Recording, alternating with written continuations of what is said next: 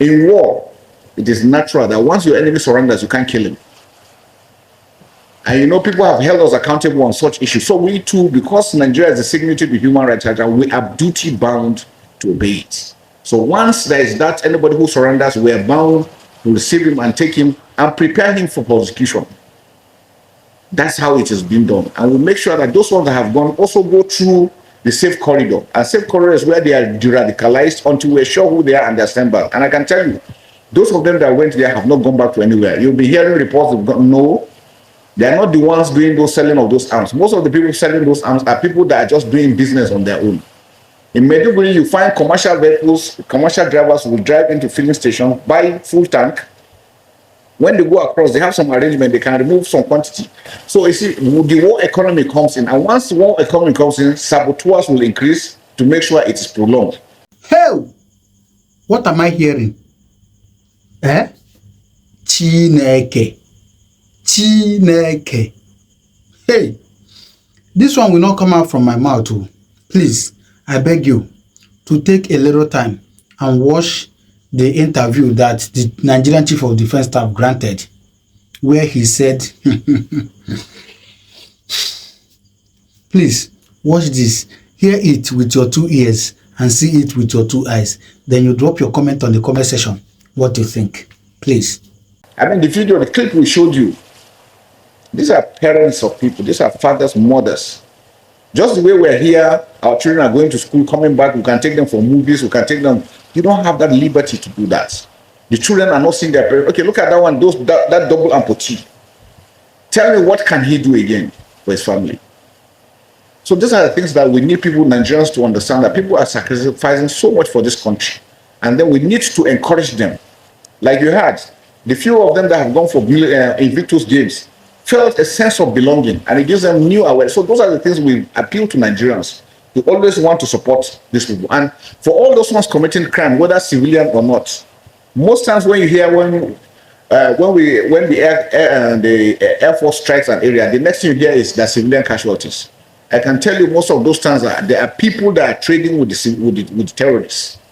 Most times before any strike is done, deliberate efforts are being taken. Yes, there could be mistakes, but on most occasions,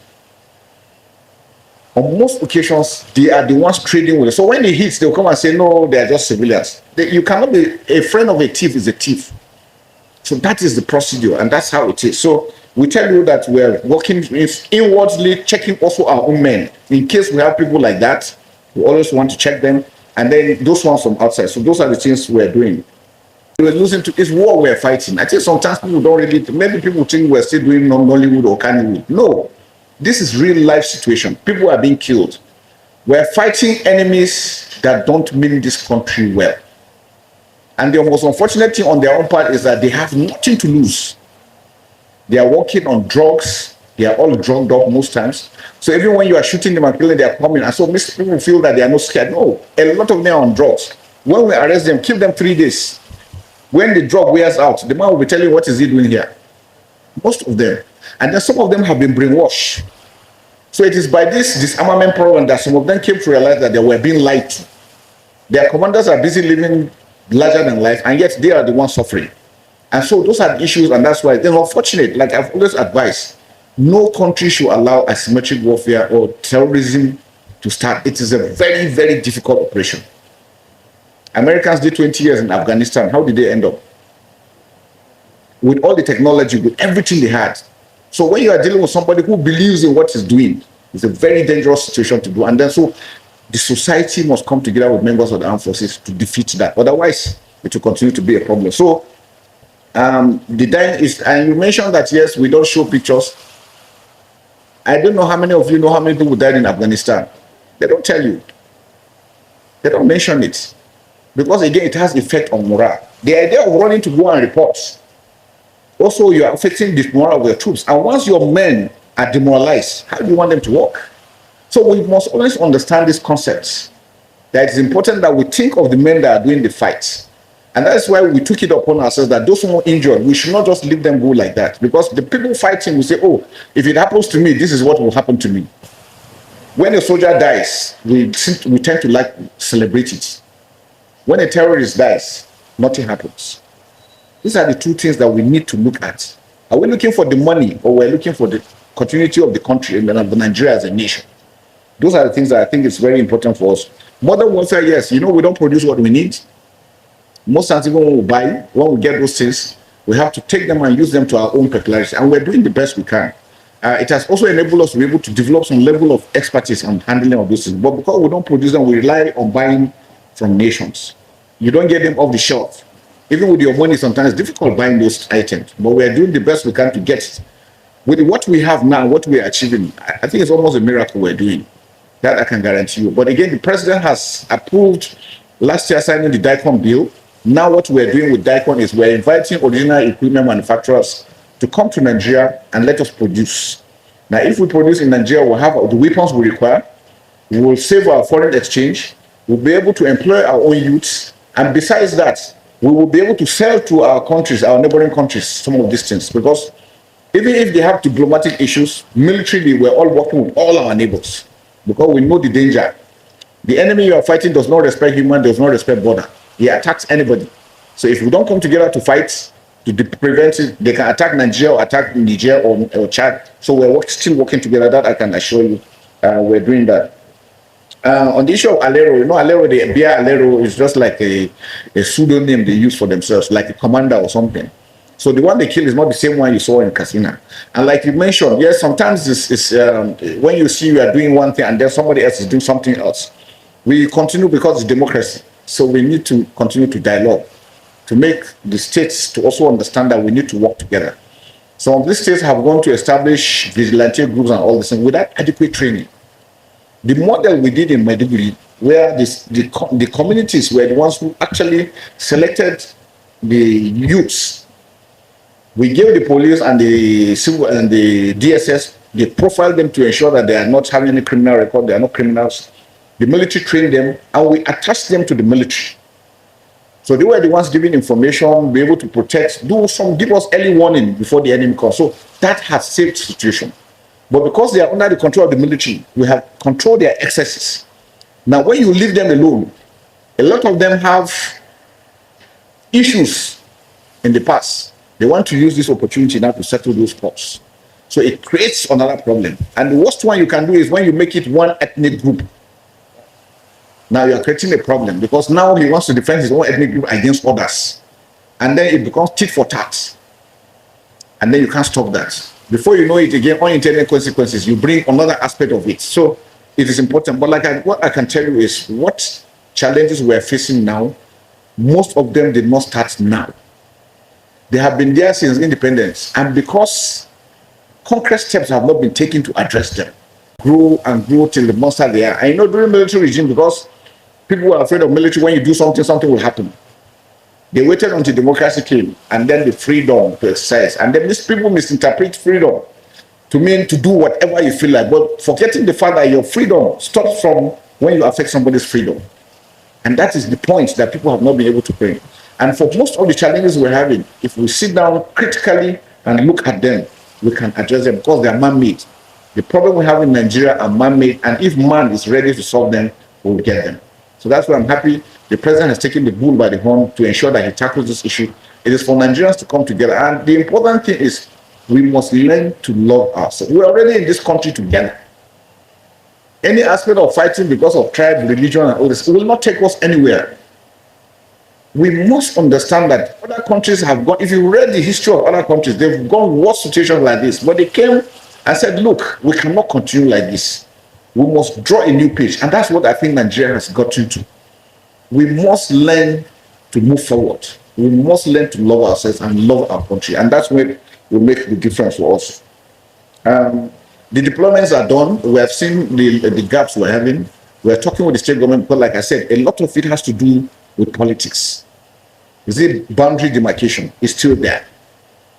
Farmer headers issue is still issues that can be sorted out. If we're able to build ranches, because what I realize about what's happening is the perception is there's land grabbing. And again, because things were done before. You know, in the past, most communities stayed with Fulanis and their native locals without any problem. If a cow enters a farm and eats a farm, the cow is arrested. The owner of the cow will come and pay compensation. If any animal is mistakenly dies or whatever, compensations are made. It got to a stage where these compensations were not made. Instead, cows were sent into farms to kill. The farmer gets angry. He attacks the animal. The full animal feels his own investment had been dealt to, and then prosecution wasn't there. So impunity setting, and this is where we are today. One, law and order must be there. A criminal is a criminal. You commit a crime, you should suffer for the crime you've committed. Once we start implementing that fully, it will negate these issues and we'll have understanding. But dialogue, we must continue to talk together as brothers and sisters.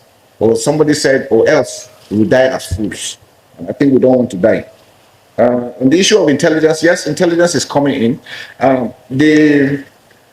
Like I told you, because of the insider information, that's actual day that it happened. The troops were there. There was a fake attack in another village. When the troops moved in, that's when they now came in to attack this other one. And that's what happens, because there are people telling them, okay, the troops are here, the troops are there. I can tell you consistently, if troops are moving on operation, there are people that are monitoring them, telling them 3 vehicles, this number of soldiers, this number of this is what they are doing. This. People are giving them that information. People take food to them. People take even women to go and give them, to tell you how bad it is and how sad the situation is. So that's why we want to preach the aspect of good governance. We believe that if there's good governance and people have a sense of belonging, most of these issues will go down if we address them properly. Border management efforts, the last time I spoke about fencing of the wall, I know there have been pros and cons about it, but I tell you, for me, from what I've seen, it's important that we take decisive action. We must learn how to protect our borders. Somebody mentioned 1,000 and something porous borders. The Sahel is hot. Niger, Mali, and Burkina Faso are going through so much stress. If you leave them the way they are going in the next 1 year, those countries are not, I'm afraid they might collapse. And once they do, Nigeria is the target. And we must be proactive now. So whatever things we have to do, it's important that we do that as quickly as possible. I think it's very important. Despite the killing, we still hear about killers. Killers will continue. The number of people who said we have killed, how many are they compared to the whole population of over 200 million? We have porous borders. There are people that are empty, not eating. You know, since Libya has fallen, the whole of that Sahel is open. There's free movement of drugs, illegal immigration, light weapons, small arms, all moving. Once your border is empty, all those things are flowing into your border. And like I told you, the attraction is Nigeria, because people believe Nigeria is rich. High rate of unemployment, poverty, illiteracy. It's easier for people to be drawn into crime and criminality. And so those are aspects we are putting. So most of these things are not military solution, like I said. It's a holistic thing that has to be done.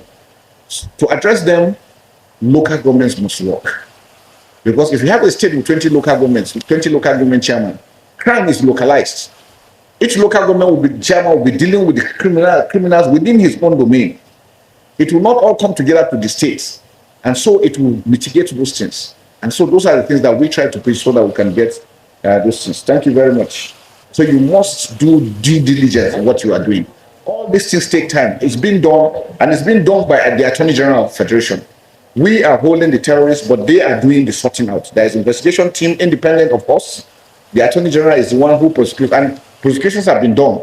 And during investigation, those ones that are found not to be part of it are taken to safe corridor. We have been doing that, and that's why sometimes you hear them going under de-radicalization and all that and being released. So it's a work that has been done. It's something that's is ongoing. We will not stop. We will continue to do that, and we'll continue to arrest and then sort them out. That's how it is for us. Now, how do we address those things? Do we have a national ID card? Do we know how many Nigerians we have? Do you know who is a Nigerian? Your border is open. If any arrest is there, can you do a thumbprint and identify who the person is? But if we go abroad, why do you think it's easier for them to arrest somebody when a crime is committed? Because every individual has a number. Your thumbprint, your picture, your address, everything is there. So it's easier for us to trace who you are. But now we have multiplication of you have the NIM, you have the BNI, you have the what and what, all not linked together. So my advice, let's do a comprehensive census. With technology, we can do census that can capture every Nigerian in the world that is alive. If you go to outside advanced countries, they can tell you this community X, there are 5,000 people. And that 5,000 is what, because they know. If somebody dies, they know. If somebody is, if there's birth, is known. Everything is capped. So it's planning, and it checkmates insecurity. It's just like issue of toll gates. You know, there are some of the things we're looking for comfort. We jettison these things, and these things are all the things coming to play on us. Toll gates are also control measures. If something is stolen, somebody is identified, passing through a toll gate, you will be identified. So you see, those are it is that are, you know, these are measures that we need to look at as a nation, as we are looking at our border management. We build up a database so that every Nigerian, anything you do, they just tell you, give me your number. When they key in, they know who you are, they know everything about you, which hospital you were born, which school you went to. Nothing is hidden. Those are the things that I think we need to also give in to follow up. Yes, Mr. President gave us a directive. We're working on it. That's why the service chiefs, you see them, they're not all here. Everybody's out in the field, making sure that we address this fully. Because we want to put this, but like I said, military effort is just 30%. 70% is non-carnality, and it has to do with good governance, fairness, justice, equity. Because if you are ruling people and the people don't feel that, if you tell somebody to give the peace, yes, and he's hungry or he's unemployed, there are easy tools to be used. So we must put all this together. That's why I say it's a whole of society approach to asymmetric warfare, and that's why it's very important. I don't know if I've missed anyone. The issue of resurgence, like I said, the Sahel on its own is what is bringing the pressure to Nigeria. The Sahel is open. You know, we have an ungoverned space from Sudan. You know that Sudan is on fire. Central African Republic has issue. Libya is open. All the arms and ammunition and everything they have there is an ungoverned space. So movement, and that's why this immigration you see in this Japan, how many of Nigerians you see them traveling through the desert? It's all this playing out. They're putting the pressure into Nigeria. And that's why we need to be holistic in our approach in addressing these issues clearly. Issue of retirees, no. The armed forces, I think, is one organization I think has been doing well. Yes, you might say maybe the money might not be, you know, but then they are being paid their allowances. That one you are paying a moment before you go. The armed forces is doing the best. They are also available. Our hospitals and these things are there. Now, efforts are being made by the federal government to also make sure that we look into the issue of housing for all of them. Any of them that has any issue on any allowance is taken care of. Yes, sometimes there might be delay. It affects everybody. You know, Nigeria is going through stress, so it's not like that. But I can tell you that they are being taken care of. Their salaries are paid. Just recently, we've gone through the using improved ICT to make sure that instead of bringing them we find that every quarter or so they bring them to come for verification. Now, no, it has been decentralized. You can stay where you are and verify, and we know who you are. What we found out again, there is a lot of issues on it. Sometimes you find a lot of discrepancies. So efforts are being made to ensure that we address them very well. Like he mentioned, the families, we pay families, sponsor the family of anybody who has died till university. The armed forces does that, all true. And so many things, the medical aspect that is followed, it's not, we're not doing, we wish we could do more. But again, we are also taking from the purse, from the resources available. Well, I can tell you, we're not throwing our people away. The welfare of our men is very important, like I mentioned, because the way we treat those ones that have left will determine the ones that are serving their level of commitment. And we are very, very mindful of that, and then we'll continue to do that. Those of them that went, you watch the clips, some of them told you they were taken to Germany, some people were taken to Dubai, Egypt, all because of treatment. And that's calls for the importance for us to be able to develop our own medical system so that we don't need to go out. Because you can imagine how much money it costs to take one person out. That money will treat more people on ground if they are here in Nigeria. So I'm happy that we have new hospitals that are also coming into Nigeria, and we're hopeful that it will be cheap enough and kind enough to also extend. I've met a few hospital proprietors that are willing to also assist members at their own contribution to the peace effort, and I think that's what we should try to increase. Well, when we say want to rate our performance, well, I don't know. I don't want to go into figures and all these things. But all I'm saying is that Abuja Kaduna Road is free. If you go there at night, you see the number of people moving. Schools are opening, markets are opening. For us, those are indicators that things are getting better.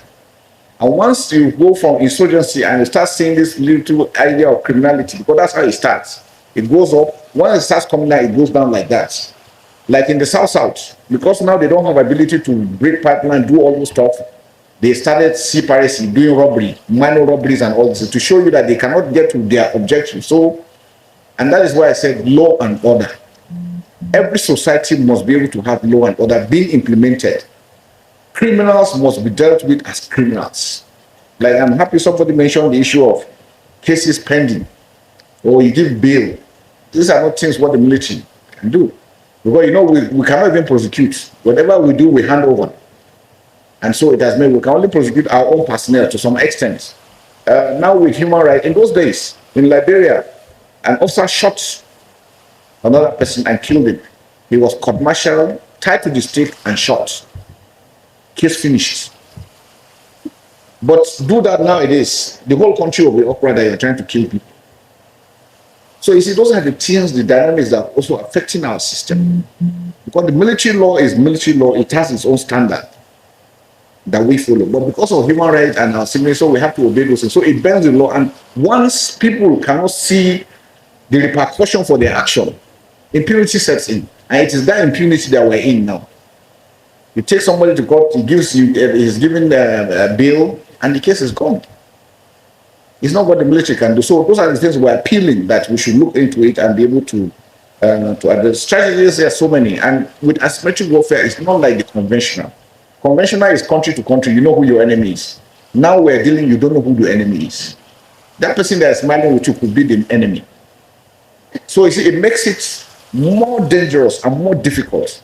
There were issues that we had. We do clearance operation. We go into communities. They will just bury their weapons and come out and tell you. And if the man is not carrying arms, to you, you can't determine. You pass and go. Behind you, he digs out those things and attacks you from the rear. This is what we constantly face.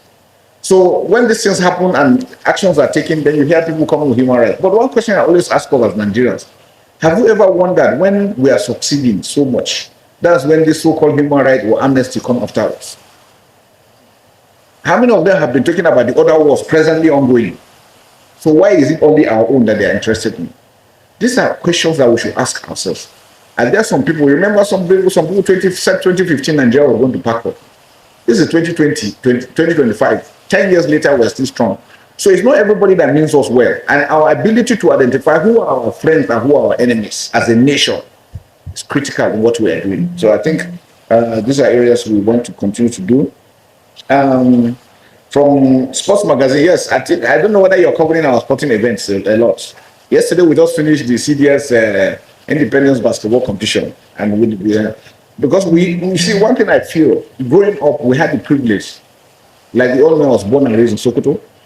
Growing up, we had primary school sports, secondary school sports, university sports that engaged the youth all through the year. Now do we have that? So we have so many youths not doing anything. They become willing tools. We need to go back to things like sports. Nigeria is a talented country in every sport. With that, we can do and engage a lot of people. That will be their source of livelihood.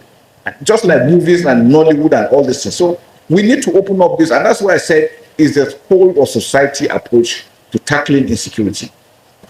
Most of the times when we succeeded in was because we were always there with the communities. In fact, we had phone in session where people all over Maiduguri, Northeast, would call and talk to us.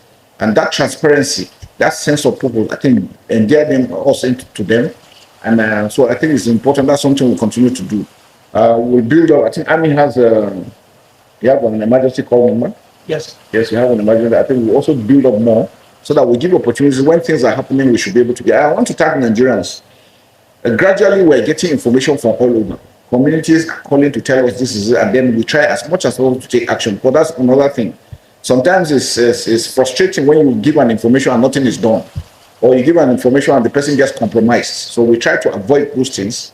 And I can assure you that Nigerians are doing a lot supporting us in ensuring we do that. We'll continue to do that. The Nigerian Army has a language school where we do French and other languages, and we also encourage our officers to ensure. For me, I think we need to do a national orientation on the issue of languages.